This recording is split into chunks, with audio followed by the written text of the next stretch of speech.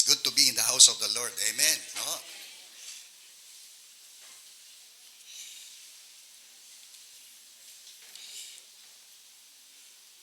Muli, tayo pong bawat isa po ay tayo pong lahat ay tumayo. Buksan po natin ating banal na kasulatan dito po sa Aklat ng Hari, 1 King chapter 19.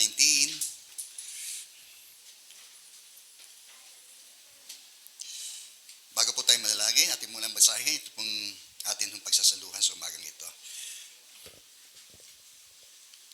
Unang Hari, kabanatang 11. Ito po ang sinasabi na salita ng Diyos. Nagpunta si Elias sa Sinai. Sinabi ni Haring Ahab sa kanyang asawang si Jezebel na ang lahat ng ginawa ni Elias at kung paanong pinatay ni Elias ang lahat ng mga propeta ni Baal.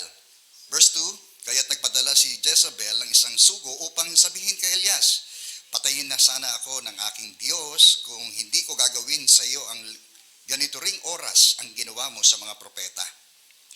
Verse 3, natakot si Elias na mamatay, kaya't umalis siya at nagpunta sa Beersheba sa lupain ng Huda kasama ang kanyang utusan.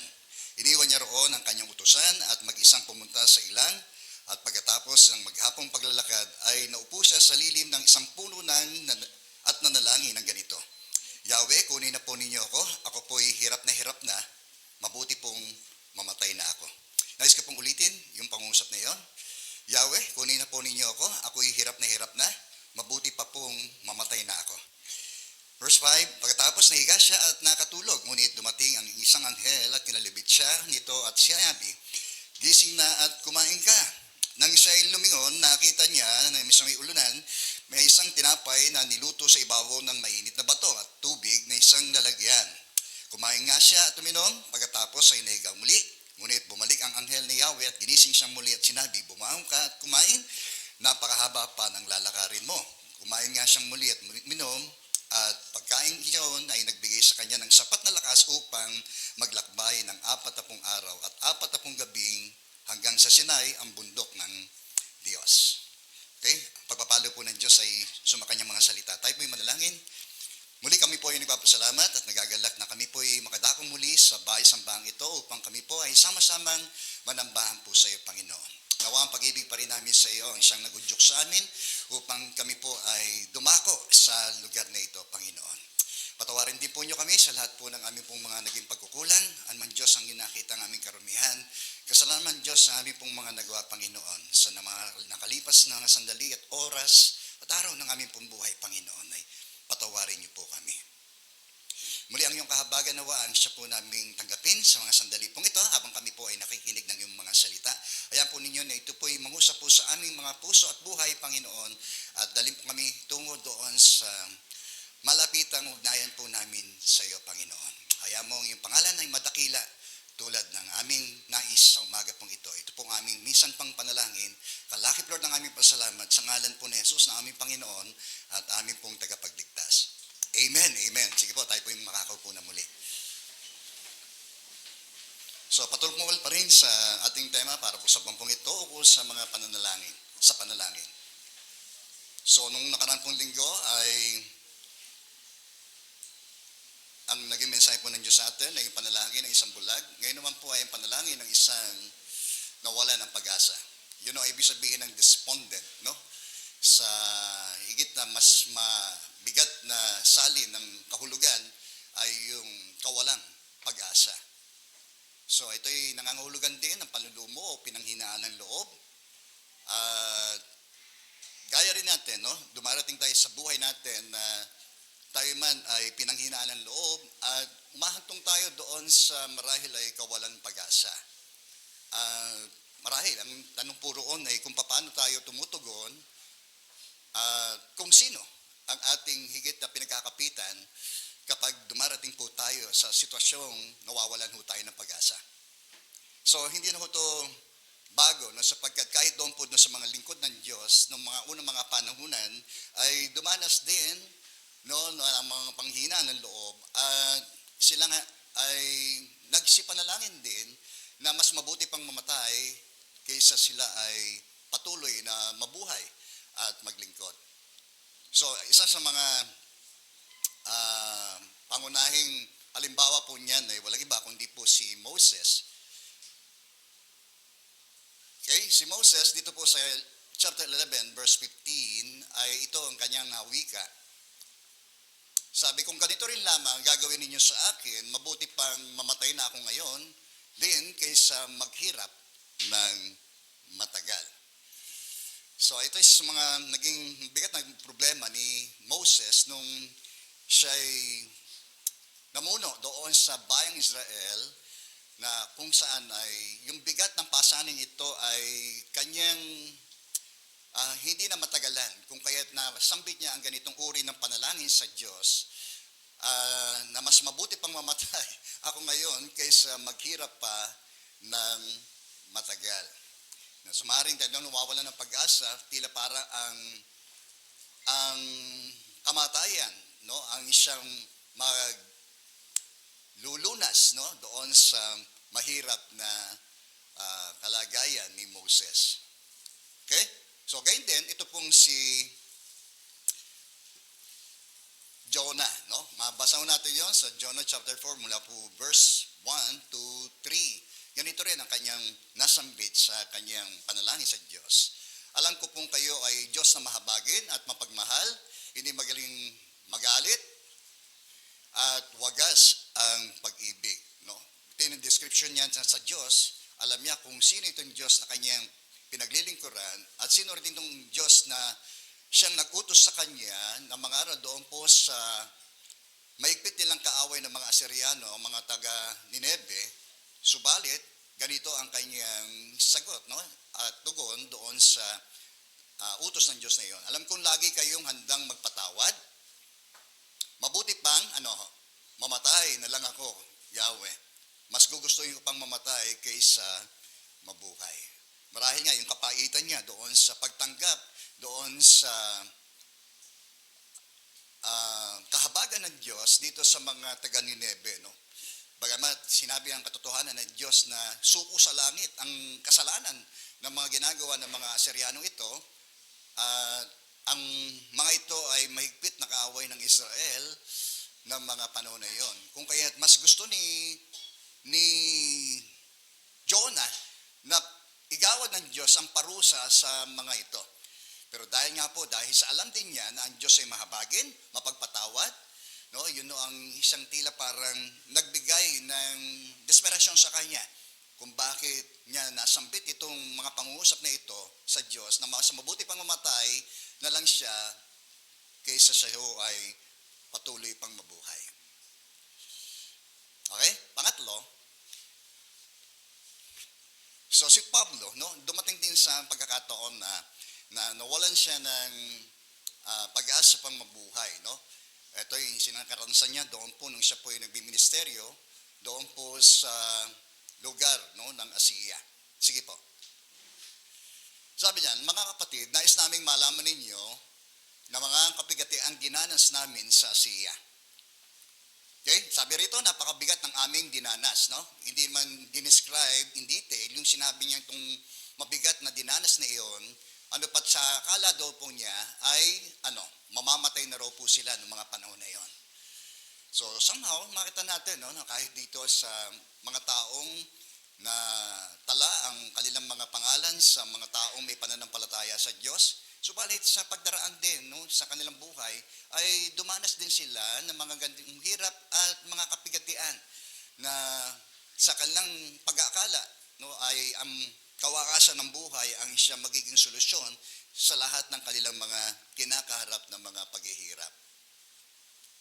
Tanungin nga naman natin ating mga katabi, naghihirap ka ba?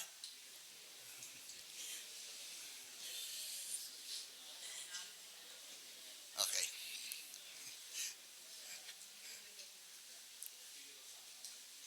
Nasambit na ba natin itong mga ganitong uri ng pangungusap? Marahil sa Diyos, buti pa, mamatay na lang ako. Kesa, ang buhay, habang ito'y may buhay, ay lagi pong mayroong pag-asa. Amen po. So, depende naman ho yan kung paano tayo tumutugon sa ating mga sitwasyon sa buhay, kung sino, higit sa lahat, ang atin hong pinagkakapitan kapag dumarating ito sa ating mga buhay. So, ngayong pang-apat ho nating ganang halimbawa, ito pong ating uh, tatalakayin patungkol dito sa isang propeta naman na nagangalang Elias, no? Katatapos lamang ng napakadakilang pagtatagumpay nito pong si Elias, no? Yung sinamon niya ang buong bayang Israel at hinamon niya si mismo ang hari, no, na kasalukuyan ay ito pong si Akab o si Ahab, no, na kung saan ay ipinatunayan ni Elias na kung sino ang tunay na Diyos sa pamagitan ng mga dakilang himala na iyon na pinababa ng Diyos, no, sa pamagitan ni Elias. Ang apoy na tinupok lahat ng mga handog ng mga naroon na nasaksihan ng buong Israel. Okay? At kasunod po noon ay pinagpapatay ho niya yung pong mga propeta ni Baal na bumibilang ho sa 450 mga propeta ni Baal. Okay? Pinagpapatay po ni Elias po yun. Okay? Pero gayon pa man, dito sa senaryong panibagong ito, ay makikita ho natin na si Elias, no, na kung paano yung katangiang katapangan, no, at katatagan nung kanyang pinakita, no, maging saksi doon sa mga buong bayang Israel, ay tila parang biglang bagsak, no, dito sa ganang itong sitwasyon na kanyang kinaharap. Okay, tingnan mo natin, no? Sinabi dito sa verse 1, sinabi ni Haring Ahab sa kanyang asawa na si Jezebel, okay, ang mga ginawa ho ni Elias, na kung paano pinatay ni Elias ang lahat ng mga propeta ni Baal. Kaya nagpadala si Jezebel ng isang sugo upang sabihin kay Elias, no, patayin ka sana ako ng Diyos kung hindi ko gagawin sa iyo ang ganitong sariling oras na ginawa mo sa aking mga propeta. So dito pinapakita yung larawan nitong mag-asawa pong ito, no, na si Jezebel ay mas domineering, no, kaysa doon sa kanyang asawang hari na si King Ahab. No, si Ahab, no, ay sa larawan din, no, nakita ho natin dito ay siya po ay miyembro ng Yakuza. Okay? O Yakuza. O yung sa salin ay Yakuza asawa. Okay? O sa ating salin, sa ating Tagalog ay si Andres. So, pinapita dito sa mga istorya ito na mas domineering ito kung asawang babaeng ito kaysa doon sa kanyang lalaking asawang si Ahab. No? Marami pa rin yan. Sa buhay din ng mga maraming mag-asawa ay ganito ho. Mas domineering yung mga babae kaysa doon sa mga lalaki. Tanungin mo nga yung katabi mong asawa, babae, ganun ko ba? Ina-address mo ba yung asawa mo?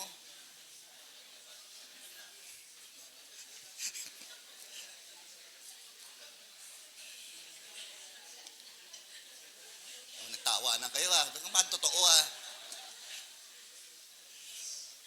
Hello, amen? So, 5 bagay, no, makita natin dito na kung saan ito ang nag-akay patungo roon sa higit pang pagkalalim ng kanyang nangyaring pagkatapos nito tungo sa kanyang depresyon na ito, no, ni Elijah. Okay? Unang-una, nung mabalitaan ito ni Elijah, yung pong pagbabanta na ito ni Jezebel sa kanyang buhay, ay natakot po siya, no? Ito ang kanya naging pagtugon doon sa banta na iyon ni Jezebel. No, kailangan, kung itong oras na ito ay kailangan ang buhay mo rin, no?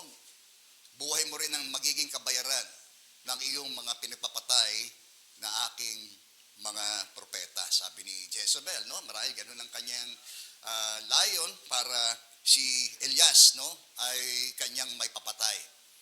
So sa halip na siya po'y mag-isip, no, kung na mabuti kung bakit siya humarap sa ganitong uri ng sitwasyon, ay hindi ho naging malinaw ang kanyang pag-iisip, no. Ganyan sa ating buhay, no, kapag yung emosyon ay malakas, hindi tayo nakakapag-isip ng tama. Di ba? Amin po ba? Diyan mo tayo. Pag kayo galit na galit, di mo minsan may nakaisip na yung magiging reaction mo roon ayon doon sa nararamdaman mo Diba? At ganun itong si Elijah, no? Dahil sa kanyang pagkatakot, hindi siya nagnagawang mag-isip ng mabuti at malinaw. Di ba? Sa halis sana ay nag-isip siya ng malinaw kung bakit na yung banta na yon ay dapat mag-akay siya nga tungo sa pagluhod niya sa Diyos. Amen po ba? At maalala niya yung mga pangako ng Diyos sa kanyang mga salita. Yan din ang kulang sa ating mga mananampalataya. Kapag dumarating tayo sa mga sitwasyon, madali tayong matakot, mabalisa sa maraming mga bagay. No? Madali tayong ma-depress, may in despair. Sa maraming mga bagay na nangyayari sa buhay natin, dahil nga marahil sa kakulangan natin ng pagtatanhim ng binhi ng salita ng Diyos sa atin ng mga isip. Okay? Kaya pagdating ng pagsubok, ay wala tayong panangga, no, na mahalagang sa ating sandata na walang iba kundi ang salita ng Diyos laban sa mga pagkatakot. Amen po ba? Lalo na ito, takot to ang issue rito Bakit siya natakot? Nung una, hindi naman siya natakot doon sa ginawa niyang pagharap sa buong Israel upang patunayan kung sino nga po ba ang tunay na Diyos. Okay? Tapos pagdating dito, ay isang tao lang ito, babae pa man din, ay natakot po siya. No? Naging parang tulad din siya ni Ahab, takot sa asawa. Okay? Ang nangyari, no, hindi siya nakapag-isip ng mabuti, kaya ano pang sumunod na ginawa ko ni Elias. Okay? He separated himself from his companion. No?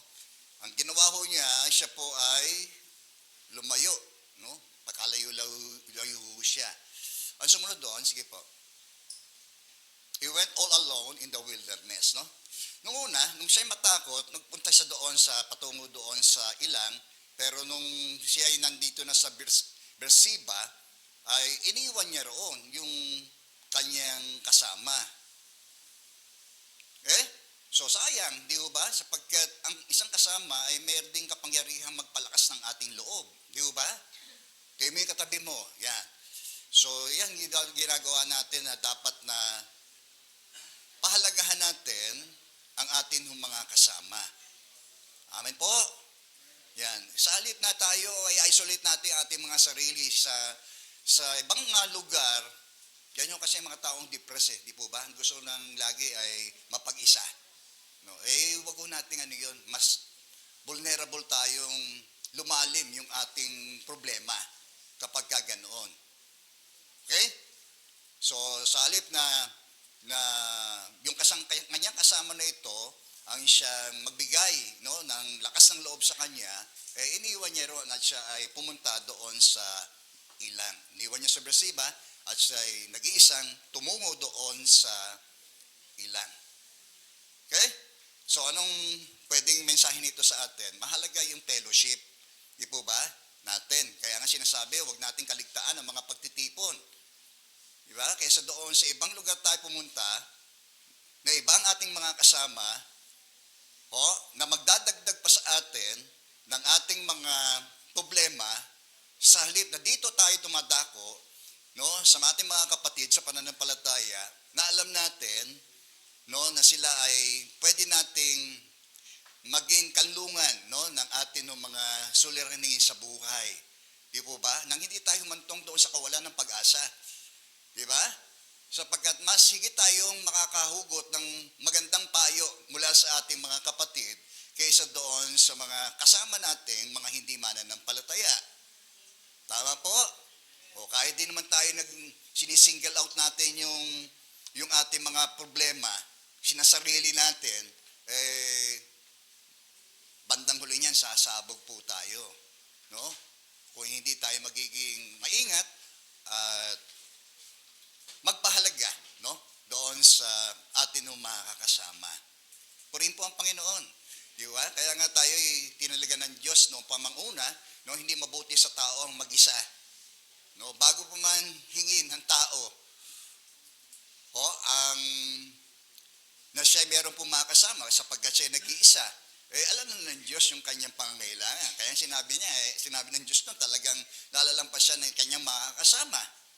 Amen po? So, yun ang kapangyarihan ng isang kasama ay napakahalaga sa atin. Lalo na sa panahon na tayo po may dalang mga problema sa buhay. Di ba? Kaya sabi rito, sa Mangaral, chapter 4, ang dalawa ay mabuti kaysa isa. Mas marami daw ang bunga ng anumang gagawin nila. Kapag nabuwal ang isa, may tatayo siya ng kanyang kasama. O pagka nabuwal yung katabi mo, o di may aalalay sa iyo. Pag nahulog ka sa silyang yan, di ba? O may magtatayo sa iyo. Amen. Di ba?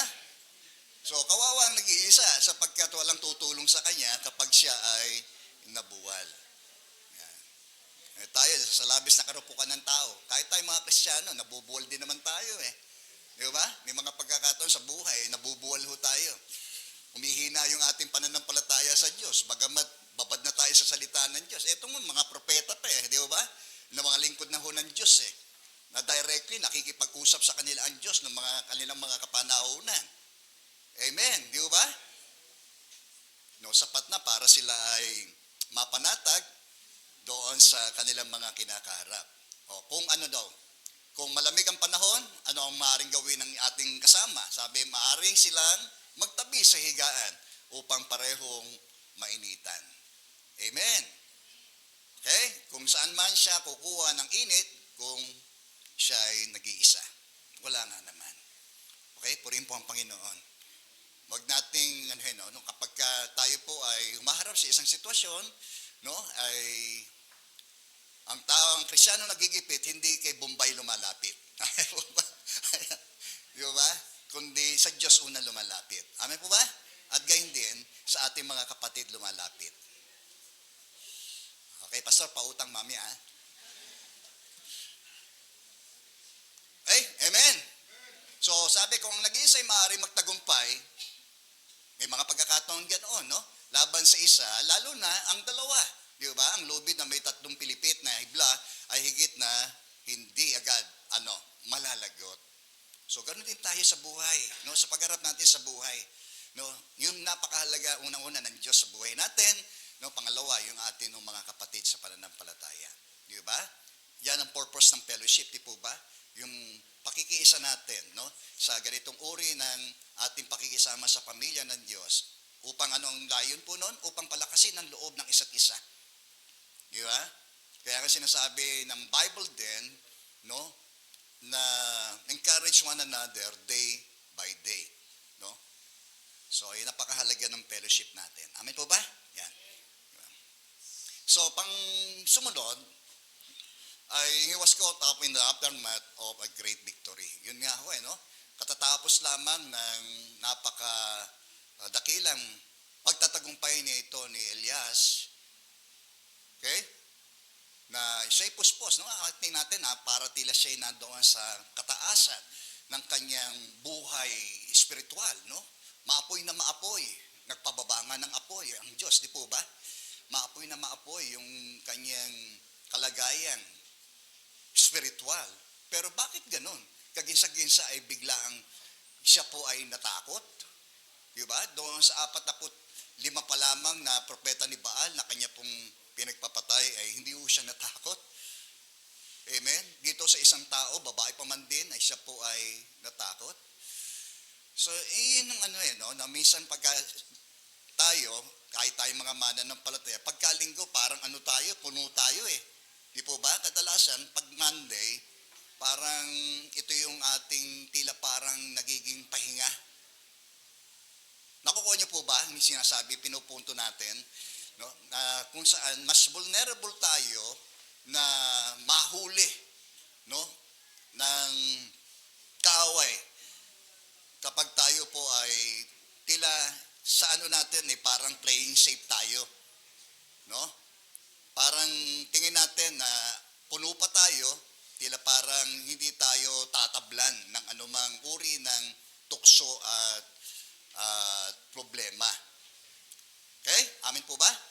Kaya nga mahalaga sa atin din, huwag natin akalaing tayo nakatayo, baka tayo po'y mabuwal. Ang magtiwala sa ganang atin ay ating kalagayan, no, sa maging sa harapan ng Diyos ay hindi rin dapat nating ah, gawin, no? Kung meron man tayong dapat higit nating pagdependihan, walang di ba ni ang Diyos. Amen po ba? Sa araw-araw ng ating pambuhay. Okay? Marahil nandun tayo sa pinaka-peak, no? Si Elias ay nangyari yon, pero bakit din biglang bulusok, no, yung kanyang pananampalataya sa Diyos? Di siya nag-isip mabuti, di ba? Tungod sa pag-iisip, no, dinala siya ng kanyang pagkatakot na yon doon sa saan? No, sa isolation, di po ba? Na-isolate niya yung sarili niya. O saan siya nahuli? Doon sa pagkatapos ng kanyang mataas na karanasan na yon. At siya ay bumulusok pababa dahil sa takot. Amen? Nandiyan po tayo. Pang-apat, ang sinasabi ron, he was physically exhausted and emotionally spent, no? So, naapektuhan, no? Dahil yung kanyang spirito ay biglang bumagsak, no? Dahil sa takot, no? Ay siya ay nagtatakbo siya, no? Tumakas siya na sa kanyang pag-aakala ay ililigtas siya ng kanyang pag-iwas. So, katatakbo niya, ano nangyari sa kanya? Napagod. Amen po ba? Hello? Tapos hindi pa siya kumakain. Ang taong gutom, ano yan? Iba-iba reaksyon nun yan. Minsan mainit ang ulo. Di ba? Gutom eh. Kaya mo katabi mo. Yan. Yan. Totoo yan, sabi mo.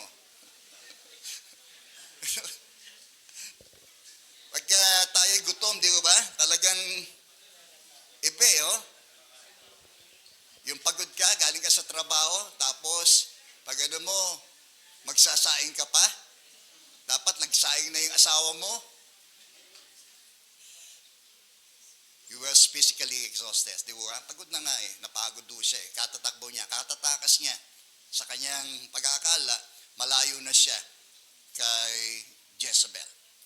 Okay? And emotionally spent, di po ba? Ano siya eh, bagsak din siya. No? Dahil yung sa takot, lalo pang tumindi yung degree ng kanyang pagkatakot. No? Kaya takbo siya ng takbo. Hanggang siya po ay mapagod. Okay? Amen po? Yan. Ganun din tayo, no? Minsan kailangan din natin na magpahinga. Sige, next. At mag-isang, sabi rito, siya'y pumunta sa ilang pagkatapos ng maghapong paglalakad ay naupo siya sa lilim ng isang puno na at nanalangin ng ganito. Okay. Dahil sa labis na pagod, physically, emotionally, and spiritually, di po ba, ito ang namutawi sa kanyang bibig. Yahweh, kunin na po ninyo ako po'y hirap na, mabuti pang mamatay na ako. Ang panalangin ng isang taong nawalan ng pag-asa. Okay? Amen po? At wag nawang mangyari po sa atin, no? Na masambit natin ito sa ating mga bibig. Ang buhay ay kaloob ng Diyos. Amen. Sa atin? Amen po? Yan po ay wag nating pagtangkaan na kunin na mapaaga dahil ho sa ating mga nararanasan sa daigdig na ito. Okay? Amen. Ang mabuti po ay mamatay na ako. Siya po ay nagpasakop doon sa halimaw na naroon sa loob, na nabuo, no? Na nagsimula sa tila parang isinilang na sanggol hanggang sa siya ay lumaki hanggang sa ito ay maging halimaw. Kaya anong nangyari sa pang-anim, siya po ay nagpasakop doon sa halimaw na ito. Ano po yun? Yung pagkaawa sa sarili. Kawawa naman ako. Tingnan yung katabi niya, mukhang kawawa ka. Kaawa-awa. So, yun ang nakakalungkot, no? So, pag dumating sa atin ito na tayo naawa na sa sarili natin. No? Maaari din humantong ito doon sa ating mga pangungusap na yon. Mabuti pang mamatay na lang din. No? Sa sobrang awa mo sa iyong sarili. Okay? So, alam naman natin yung mga pinagmulan, no, ng lahat ng ito, kung bakit humantong ito doon sa kanyang pagkaawa sa sarili at kawalang pag-asa na ito. Kung noong palang una ay nag-isip siya ng malinaw, ay hindi na haantong pa dito sa mas malalim na depresyong ito ng kanyang buhay, no?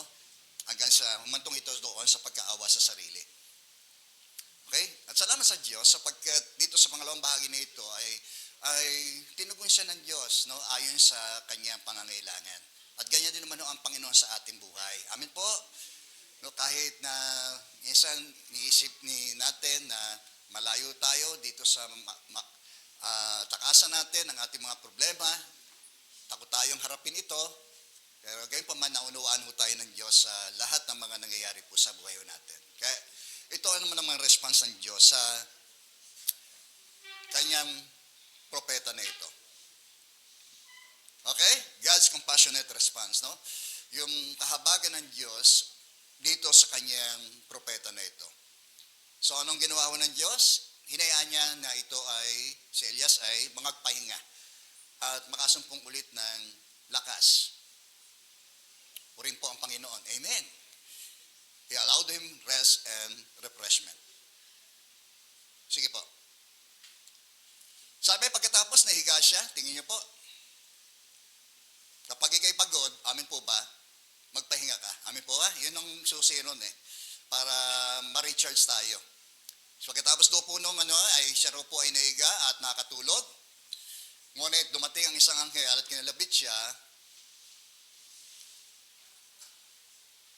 At kinalabit siya nito at ang sabi, gising na at kumain ka. So kailangan niyang restore yung kanyang lakas, no? Tingnan niyo yung pag-supply ng Diyos. Amin po ba? Yung pag-supply ng Diyos sa atin. Kahit nung magkaroon na matinding tagutom sa buong Israel, si Elias, no, ay sinuplayan ng Diyos ng pagkain, no, sa pamamagitan ng uwak. Diba? May istorya na kung saan ay talagang sinuportahan siya ng Diyos dahil ito ang kanyang pangangailangan. Kahit nung tayo dumating doon sa panahon ng pandemic, di po ba? Ang Diyos ay hindi naging maikli ang kanyang kamay para abutin niya ang ating mga pangangailangan. Tama po? Yan. Wala naman hong mga nangayayat ho sa atin pagkatapos ng pandemic. Di po ba? Kalulusog niyo pa nga ho . Amen. Salamat po roon sa hangin. Kailangan ko po yan. At sa lumingon, sabi roon, nakita niya sa may ulunan ng isang tinapay na niluto sa ibabaw ng mainit na bato. Tingnan niyo po at ang tubig sa isang lalagyan. Kumain nga siya at uminom, pagkatapos ay nahigang muli. So kain tulog ho siya. So kasi kailangan niya yon, di ba? So ganyan din tayo, no? Sa buhay din natin na kahit tayo minsan madalas lumilis tayo sa landas ng Diyos, ay ginagamit din ng Diyos, no, yung ating kapaguran, no, sa ating mga pagsisikap, no, na pagsisikap na solusyonan ang ating problema, pero bandang huli sa Diyos pa rin tayo babagsak, no, kapag ang lahat ay nabigo, lahat ng paraan ay ginawa ho natin, pero hindi umubra, no, sa Diyos pa rin tayo babalik, no. Ang kaisipan ng Diyos ay hindi ho nating kaisipan. Ang paraan din ho ng Diyos ay hindi ho nating kaparaanan. No? Marahil ito yung isang paraan ng Diyos, no, na paano rin siya pinangusapan ito ho sa Elias upang siya ay makabangon mula sa kanyang pagkakabagsak, para siya ay mula sa kanyang panghihina, siya muli ay bigyan ng kalakasan ng Diyos. So, physical needs, no? Yung mga physical nating pangangailangan ay alam ng Diyos ho yan. Amen po ba?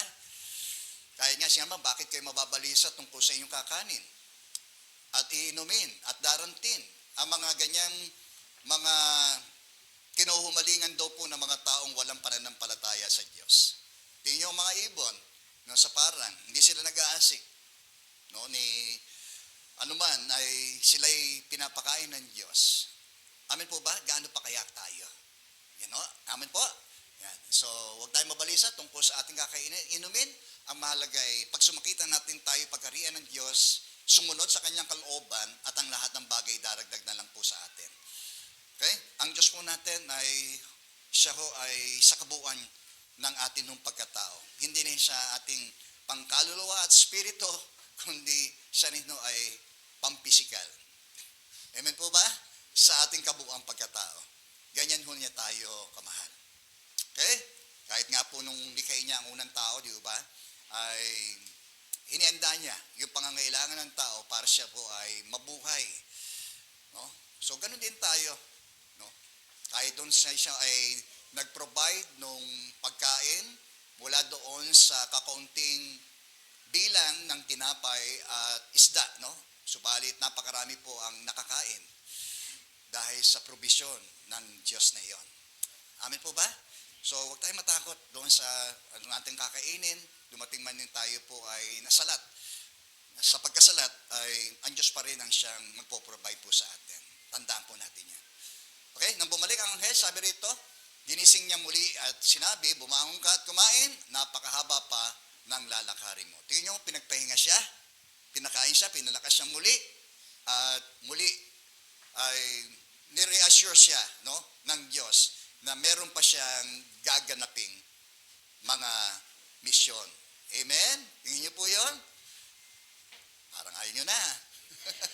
Kaya ka nananatiling malakas matbuhay. Meron ka pang gagawin. Amen po? Yan, ganun din tayo. Huwag nating paikliin natin buhay. O, ang Diyos ang may kinalaman, no, sa ikli at haba ng ating buhay. Sa Kanya natin paubaya. At habang may pagkakataon, binibigay ang Diyos sa atin, samantalahin natin ang pagkakataon na yon, na tayo po ay makapagsilbing, makapaglingkod sa Kanyang kaharian. No? So sabi, kumain siyang muli at uminom, at ang pagkain niyo ay nagbigay sa Kanya ng sapat na lakas na nauli marahil yung Kanyang maliwanag na kaisipan, no, na hindi siya pinababayaan ng Diyos. Yan, upang maglakbay. Tingnan niyo po na-restore na yung kanyang lakas upang maglakbay ng 40 araw at 40 gabi hanggang sa Sinai, ang bundok ng Diyos. Nandun, muli ay kakatagpuin siya ng Diyos. Purihin po ang Panginoon. Amen. So napakaganda ng plano ng Diyos sa atin. Kaya huwag tayo manghinawa kung dumaraan man tayo. Sabi nga, ang pagsubok ay hindi ho yan di ba? Sabi nga ng statement ni Charlie Chaplin, no? Lahat daw ng bagay dito ay temporal, even our problems. Di po ba? Kahit daw po yung ating mga problema, temporal lang. Hindi naman araw-araw yun ang ating problema. Although may mga pangmatagalang problema. Di ba? Katulad ng pag tayo may mga chronic diseases, di po ba? Hanggang sa panghabang buhay, pangmatagalan, pero hindi naman nakasalalay doon di po ba? Ang buhay natin dito lamang sa lupa. Sapagkat may higit na naging plano ng Diyos, kaya nga siya ay muling nabuhay upang sa gayon, yung kapangyarihan ng kamatayan ay kanya mapagtagumpayan upang saganang tayo mga mananampalataya ay umasa doon sa pag-asa na yon ng muling pagkabuhay. Okay? Amen. Pambundok ng Diyos. Sige po, tuloy natin. So, I communicated wisely with Elijah. Sino po? Tingnan nyo kung gaano rin ka-wise ang Diyos, no? Para si Elijah ay kanyang pangusapan. Sabi rito, ngunit bumalik ang anghel ni Yahweh, ginising siyang muli at sinabi, bumangon at kumain, napakahaba pa ng lalakarin mo. So pinalakas niya muli si Elijah, and then nangusap ang Diyos sa kanya at in-encourage siya muli na magpatuloy. So ganyan din tayo. Sabi mo nga sa katabi mo, patuloy ka lang. Yan. Yan. Patuloy mong gawin yung pinagagawa ng Diyos sa iyo at tiyak na sasamahan tayo ng Diyos. No? Huwag tayong matakot. Okay? Amen. Sabi nga ni Paul, ang mabuhay kay Kristo, ang kamatayan ay kapakinabangan. No, wala nang saysay para sa kanya ang kanyang buhay. Magawa lang niya yung ipinagagawa lang ng Diyos sa kanya. Yan, ganun din mga ating maging katuwiran sa buhay, prinsipyo sa buhay. no? Habang tayo may lakas, may pagkakataon, ibinibigay ang Diyos sa atin. Gamitin natin yon, yung mga pagkakataon yon, para tayo po'y makapanghikayat ng mga kaluluwa. Especially, that's our mission, di po ba? Ibalik ang tao, no, sa kaharian ng Diyos. Okay? So, sumunod, sabi rito, tuloy natin ang mga pangungusap. Pumasok siya sa isang yungib at doon ay nagpalipas ng gabi. Walang ano-ano yung nagsalita sa kanya si Yahweh. Anong ginagawa mo rito, Elias? Hindi dahil sa hindi alam ng Diyos kung bakit siya naroroon. Nais lamang niya na mismo sa bibig ni Elias, no, mamutawi kung ano yung dahilan. Kaya sabi niya, Yahweh, Diyos na makapangyarihan sa lahat, ikaw lamang po ang aking pinaglilingkuran ko sa tanang buhay ko.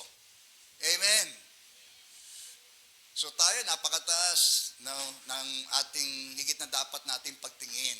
Tayo po'y naglilingkod sa kataas-taasang Diyos. Amen? Tayo sa ating mga superior dito sa lupa, di po ba? Naglilingkod tayo sa maray, sa kanilang kumpanya. Pero gayon pa man, no, tayo ng mga lingkod ng Diyos ay naglilingkod tayo sa kataas-taasang Diyos. Hari ng mga hari at Panginoon ng mga Panginoon. Yan ang dapat nating itanim sa isipan natin upang hindi masayang anumang aring pagpapagal na ginagawa ho natin. Okay? At ang paglilingkuran ko sa tanang ng aking buhay, subalit sinira po ng bayang Israel ang kanilang kasunduan sa inyo. Winatak nila ang kanilang inyong mga altar at pinatay ang inyong mga propeta. So yan ang parusa ng Diyos kung minsan, kung babasahin din natin ang kasaysayan, kung bakit niya pinaparusahan ng kanyang bayang Israel at nilalagyan niya na ito ng masasamang mga hari. Okay? Yan.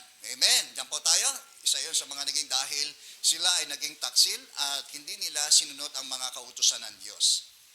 Winahak nila ang inyong mga altar, tingnan po, at pinatay ang inyong mga propeta. Ako na lamang po ang natitira at pinaghahanap nila ako upang patayin din. Ganito ang sagot sa kanya, lumabas ka, tumayo sa ibabaw ng bundok sa harapan ko. Tingnan ba? Para ipakilala kung sino ang Diyos na ito. Amin po ba? Hello? Si El Elyon, okay?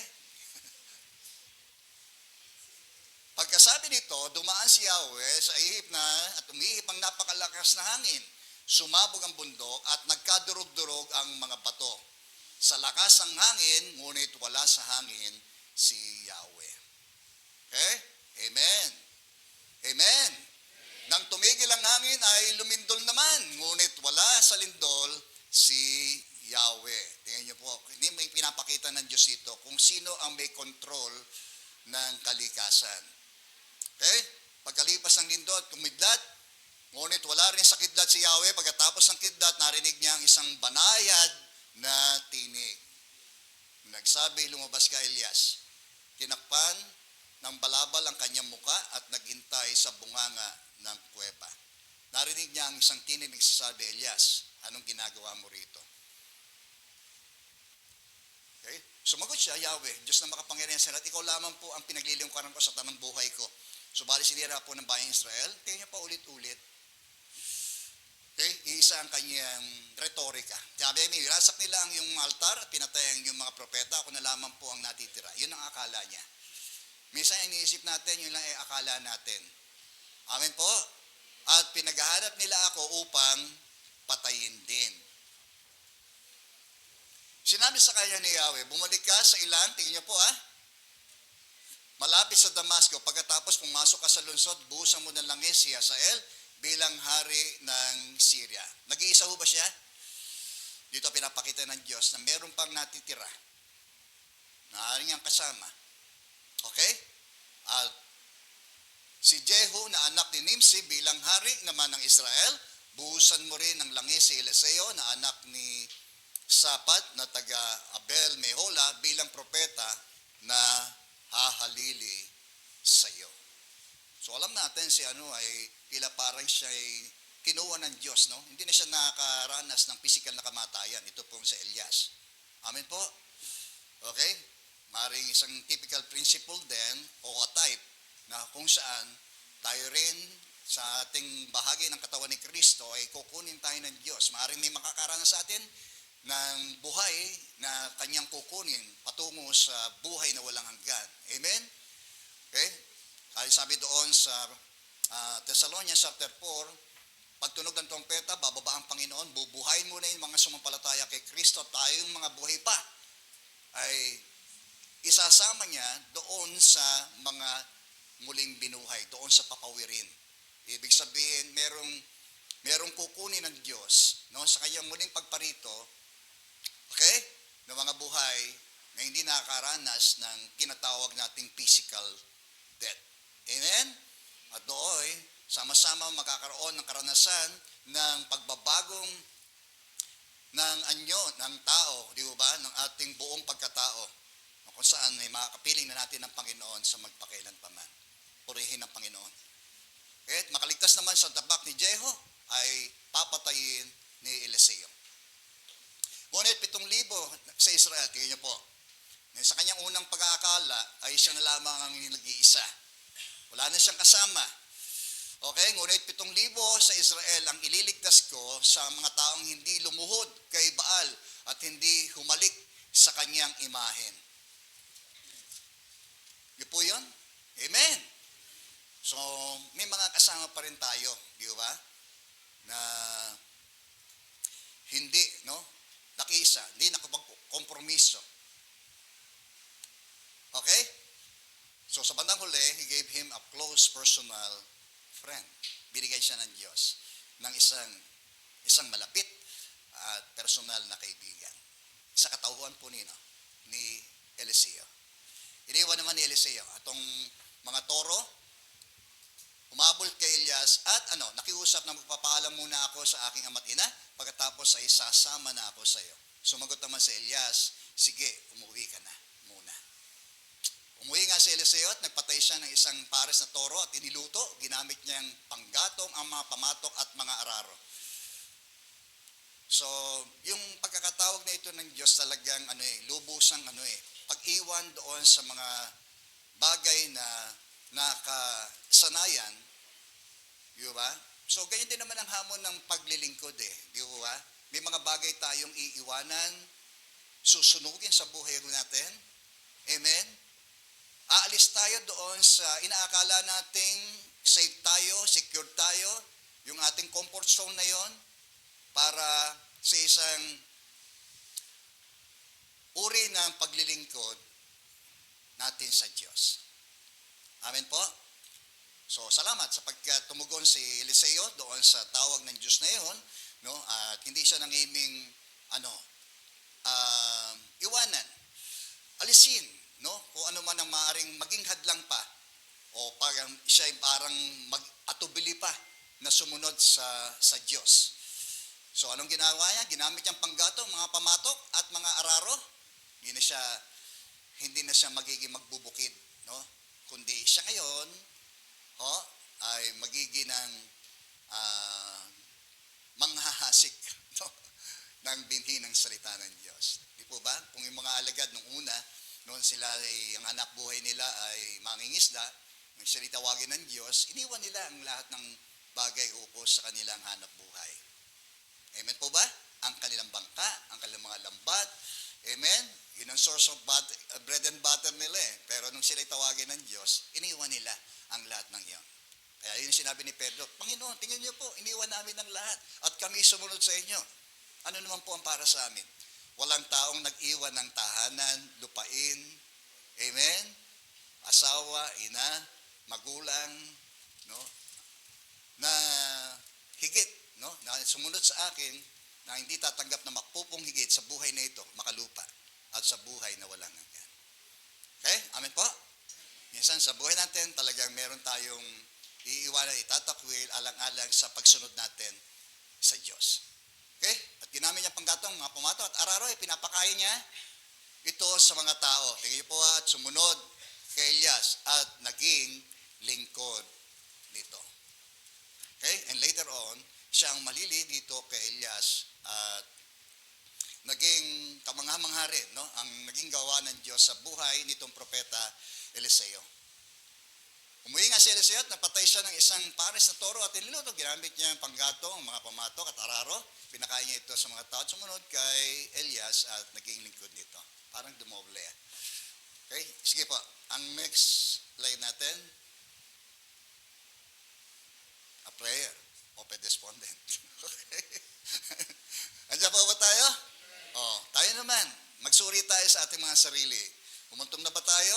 Baka ngayon ay naiisip na sumasagi sa atin si isip na mabuti pang mamatay na ako kaysa magdusa pa ako sa karamdamang ito. Diba? Mabuti pang mamatay kaysa ganito. Lagi na lang ganito sitwasyon namin, paulit-ulit. Diba? So mag-isip tayo mabuti. Amin po ba? Yun ang susi ron. Para hindi tayo humantong sa higit pang depresyon sa buhay, desperasyon sa buhay.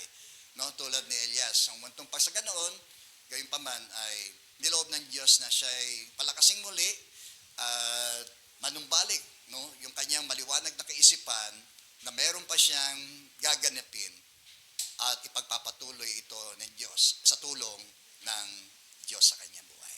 Amen po? Ayan. Tingnan sabi mo sa katabi mo, may plano pa ang Diyos sa iyo. Hindi ka pa mamamatay. Huwag kang manalangin, mamatay ka na. Okay? May plano ang Diyos sa atin. Amen po ba? Gaano man ang regardless ng ating edad, no? Regardless ng ating yun lagi ating pakaisipin. Kung sa panahon man na tayo po ay dumaraan sa mabigat na problema, huwag nating ilayo ang ating sarili. Unang-una sa Diyos. Gayon din doon sa ating kapwa na alam natin sila ay makakatuwang natin sa atin hong mga problema. Okay? Amen po? Yan. Tayo po'y manalangin sa oras na ito. Dakilang Diyos, muli po kami nagpapasalamat sa naging mensahe po ninyo sa amin sa umaga pong ito. Salamat, Panginoon. Muli mong pinalakas ang aming loob upang sa gayon, ang aming mga personal na kinakaharap ng mga problema at suliranin, Panginoon, ay amin po itong mapag-isipang mabuti, Panginoon. At tanggapin namin ang realidad, Panginoon, kung ito man ang katotohanan, Panginoon, kung bakit kami dumaranas ng mga kapighatian dito sa mundong ito. Dahil yun ang sinabi mo, sa mundong ito, daranas kami ng mga kapighatian. Pero ang pangako po ninyo, Panginoon, ay higit na mas mabuti. Dahil yung sinabi, Panginoon, magala kami sapagkat napagtagumpayan po ninyo ang sanlibutan.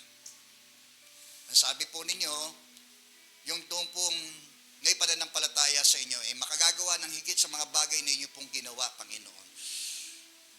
Lord, nawa, magkaroon kami ng ganong munting pananampalataya po sa iyo, Panginoon. Kahit na nga po ba na kami nasa lowest point ng buhay ngayon, ay makita po namin ang liwanag pa rin ng pag-asa na meron po kayong maganda pang plano sa amin. Tulad ng ginawa po ninyo kay Elias na iyong lingkod. Hindi maaaring dapat maging dahilan namin, Panginoon, ang kahirapan ng buhay sapagkat yun ang dapat namin kaharapin dahil yun po ang iyong pong sinabi. Daranas at daranas kami ng iba't ibang uri ng kapigatian dito sa mundo. Lord, salamat, Panginoon, sa iyong mga salita, Panginoon, na muli nagbukas ng aming kamalayan, Panginoon, upang patuloy kaming manalig sa iyo, magtiwala sa iyo, at higit sa lahat sa iyong mga pangako na ito. Hindi mo kami iwan, hindi mo kami pababayaan, Panginoon. O Diyos, yamang sinabi mo rin, Panginoon, na ikaw ay lagi namin kasama hanggang sa katapusan ng mundong ito, Panginoon. At yan po ang patuloy po namin pangahawakan, O Diyos. Muli, hinihiling po namin na palakasin mo patuloy ang aming buhay spiritual, Panginoon. Upang sa gayon, muli sa aming pagharap muli sa aming mga suliranin, Panginoon, ay magagapi po namin ang lahat ng bagay. We can do all things through Christ, Panginoon, na siyang nagbibigay ng kalakasan, katatagan sa amin, Panginoon. Kaya walang dahilan para kami matakot, Panginoon. Bakit ako matatakot? Gayong sinabi mo, Panginoon, na huwag kami matakot. Bakit din kami mababalisa? Gayong sinabi po ninyo na huwag kami mabalisa sa anumang bagay, Panginoon. Hindi sa aming kakainin, iinumin, gayon din sa aming daramtin, Panginoon. Sapagkat yung mga bagay pong yan ay mga kinahumalingan ng mga taong walang pananampalataya sa Diyos. Ang mahalaga po sa inyo, Panginoon, ay kami magtiwala. Ay ikaw, ang aming Jehovah Jireh, Panginoon, na siyang magkakaloob sa amin ng aming pong mga pangangailangan. Ano man ito, Panginoon. Ikaw rin ang aming Jehovah Rapha, Panginoon, na siyang magpapagaling, magpapanauli na anumang nasira o aming karamdaman, Panginoon. O Diyos, in the name of Jesus. Salamat po, Panginoon. Palakasin pa po ninyo kami, physically, emotionally, Panginoon, spiritually, Panginoon. Sa gayang, Panginoon, ay magpanibagong sigla kami, magkaroon kami, Panginoon, ng revival, Panginoon, at patuloy na ma-refresh kami, Panginoon, o Diyos, sa lahat ng ito, Panginoon, upang lalo po kaming kagamit-gamit para sa iyong paghahari, Panginoon.